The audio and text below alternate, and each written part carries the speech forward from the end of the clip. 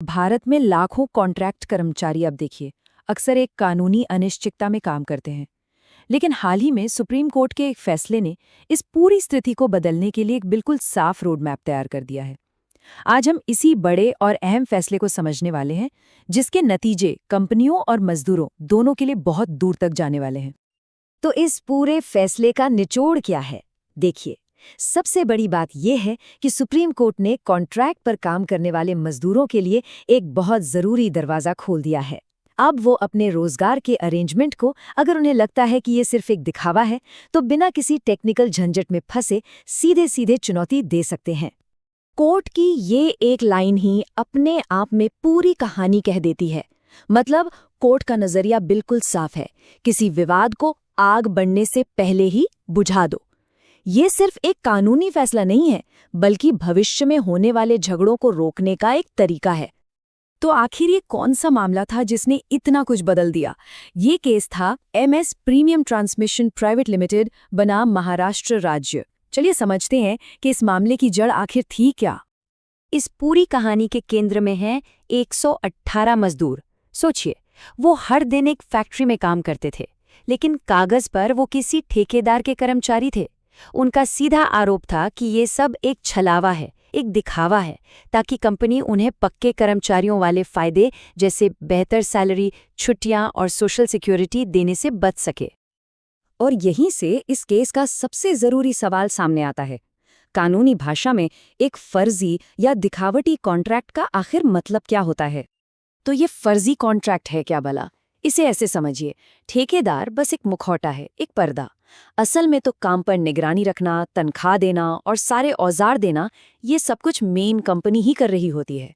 ठेकेदार का काम तो बस नाम का होता है, ताकि लेबर लॉ से बचा जा सके।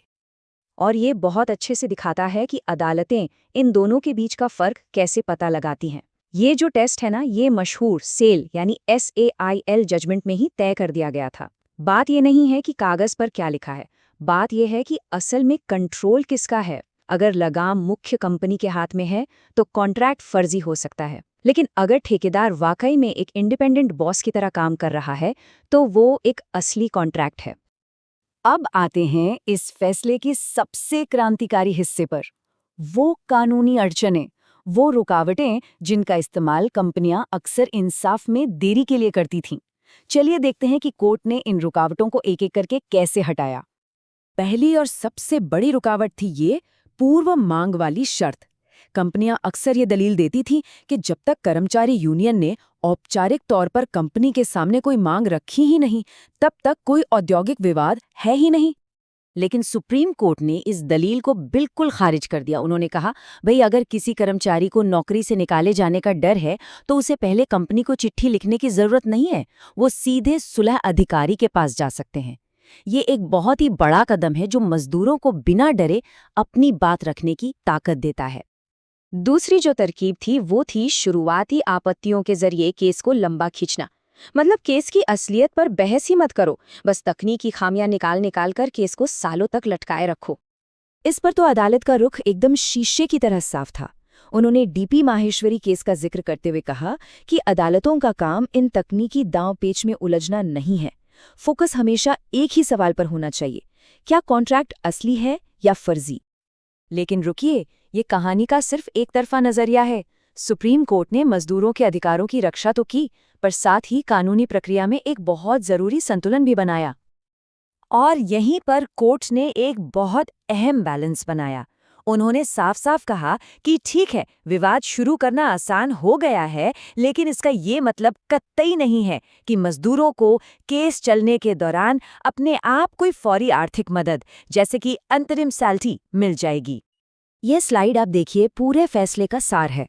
एक तरफ कोर्ट ने इंसाफ तक पहुंचने का रास्ता आसान बना दिया, बस विवाद की आशंका ही काफी है और तकनीकी आपत्तियां नहीं चलेंगी। वहीं दूसरी तरफ फौरी राहत पाने के लिए एक ऊंची दीवार खड़ी कर दी है। पहले यह साबित करना होगा कि असली रिश्ता मालिक और कर्मचारी का है, उसके बाद ही किसी तरह की आर्थिक मदद का आदेश दिया जा सकता है। ये दोनों पक्षों के लिए एक निष्पक्ष व्यवस्था है। तो इस पूरे संतुलित अप्रोच का नतीजा क्या निकला? नतीजा है एक नया और बिल्कुल साफ सुथरा रोड मैप जो ये बताता है कि भविष्य में इस तरह के विवादों को आखिर सुलझाया कैसे जाएगा। चलिए इस पूरी प्रक्रिया को एक एक करके समझते हैं। स्टेप 1, यूनियन एक संभावित विवाद को लेकर सीधे सुलह अधिकारी के पास जाती है। स्टेप 2, अगर वहां बात नहीं बनी तो सरकार मामले को इंडस्ट्रियल ट्रिब्यूनल को भेज देती है। स्टेप 3, ट्रिब्यूनल का मेन काम ये तय करना है कि कॉन्ट्रैक्ट असली है या सिर्फ दिखावा। और आखिरी स्टेप 4, इसी फैसले के आधार पर मजदूरों को राहत मिलती है, जैसे नौकरी पक्की होना या पिछला बकाया वेतन मिलना। तो कुल मिलाकर ये रोडमैप एक बहुत ही अहम संतुलन बनाता है। ये पक्का करता है कि मजदूरों के लिए इंसाफ का दरवाज़ा तो खुला रहे, लेकिन साथ ही ये भी तय करता है कि कोई भी आखिरी फैसला सिर्फ सबूतों और तथ्यों की गहरी जांच के बाद ही सुनाया जाए। तो अब सबसे बड़ा सवाल यही है कि क्या सुप्रीम कोर्ट का बनाया ये नया रास्ता सच में इंडस्ट्री में शांति लाएगा या फिर इससे बस झगड़ों का तरीका बदल जाएगा? ये एक ऐसा सवाल है जिसका जवाब हमें आने वाला वक्त ही देगा।